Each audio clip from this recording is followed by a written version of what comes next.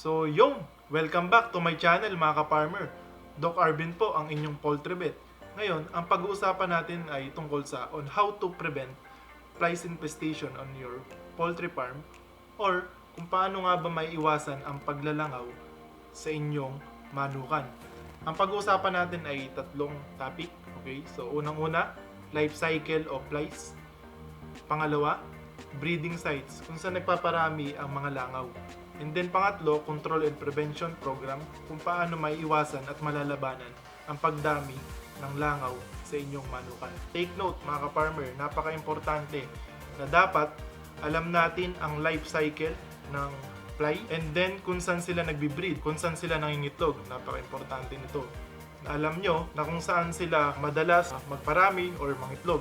Unang-una, bakit kailangang aralin ang life cycle ng fly para ma-break natin ang reproduction cycle nila. Ang flies, okay, ay dumadaan sa 4 stages. Undergoes 4 stages. First, we have it undergo through egg, larva, pupa, and adult, the last stage, which is that carry or transmit disease to your poultry. Within a few days, an adult female fly can lay around 100 to 150 eggs per batch. Ang isang female fly ay kaya niyang mangitlog hanggang 5 to 6 batches.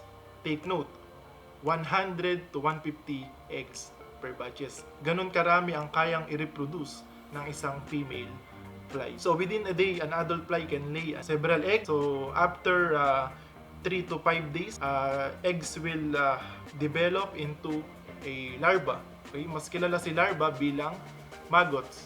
So si maggots, ito yung makikita nyo para siyang buod na kulay puti na wala siyang legs. Larva starts to feed in a egg laying site. Okay? So after 5 to 6 days, si larva mag-undergo yan ng several molting na tinatawag and then it will develop into pupa. Okay. Ngayon, si pupa, ito yung may coat siya which is color brown shells. So, may covering siya just to protect from drying. Okay, si pupa. After 5 to 6 days, the larva will hatch or turns into an adult fly. Take note again, ngayon mga farmer, alam na natin ang life cycle ng isang farm fly or house fly na tinatawag. Ang susunod nating aralin ay kung saan sila nagbi-breed. Okay? So kung ano-ano ang mga favorable environment nila or mga preferred environment nila kung saan sila gustong mag-lay ng eggs.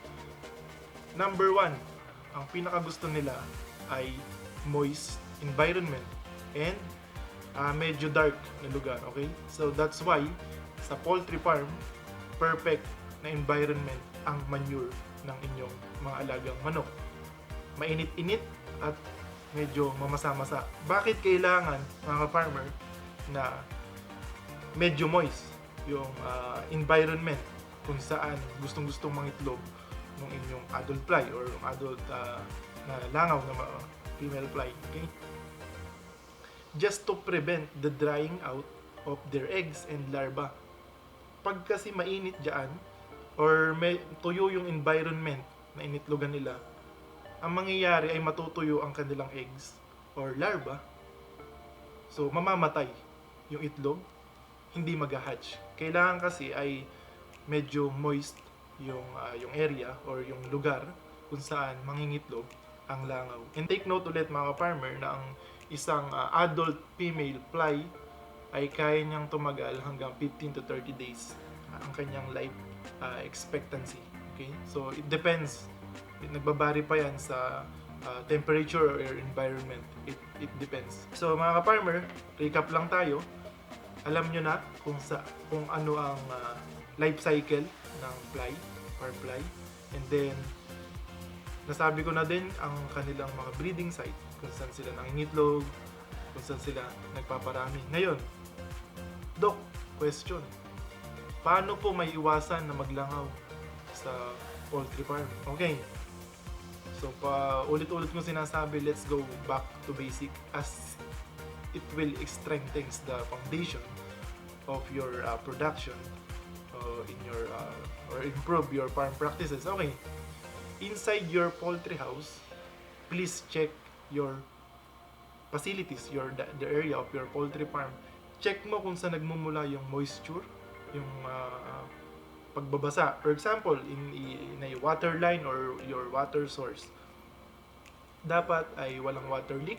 Bakit? Like what I said, ay yan ang gustong-gusto ng langaw na itlogan, yung mamasa-masa at mainit-init na lugar. So, kapag na-prevent mo na yung water leak, yung mga tagas ng tubig, so yung mga pinagmumulan ng basang environment sa loob ng poultry farm ay isang dahilan yan para maiwasan yung pagpaparami ng langaw. Okay, so water leak check, please repair if there is any broken water line or feeder, pwede rin.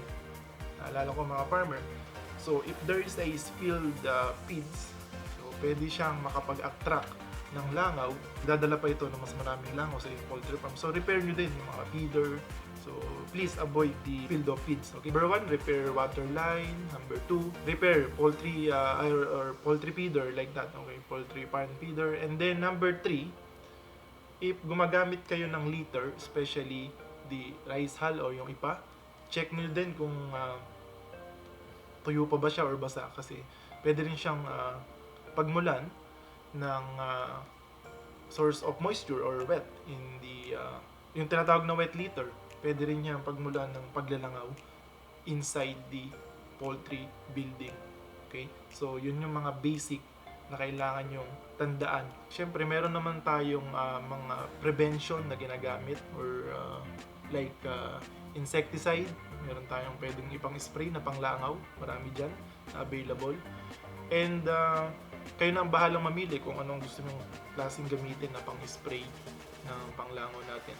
Okay mga farmer, sa next episode natin ay ang topic ko naman ay is all about biosecurity or how to prevent the spread of diseases to your poultry farm, kung paano mo poprotektahan ang iyong alagang manok sa iba't ibang uri ng sakit. Okay, so andyan yung farm practices nyo, re-review natin yan, and then your farm protocol or your different practices inside your poultry farm. So yun mga ka-farmer, sana may natutunan kayo sa episode kong ito na how to prevent flies infestation on your poultry farm or kung paano natin maiwasan ang pinagmumula ng langaw sa ating poultry farm.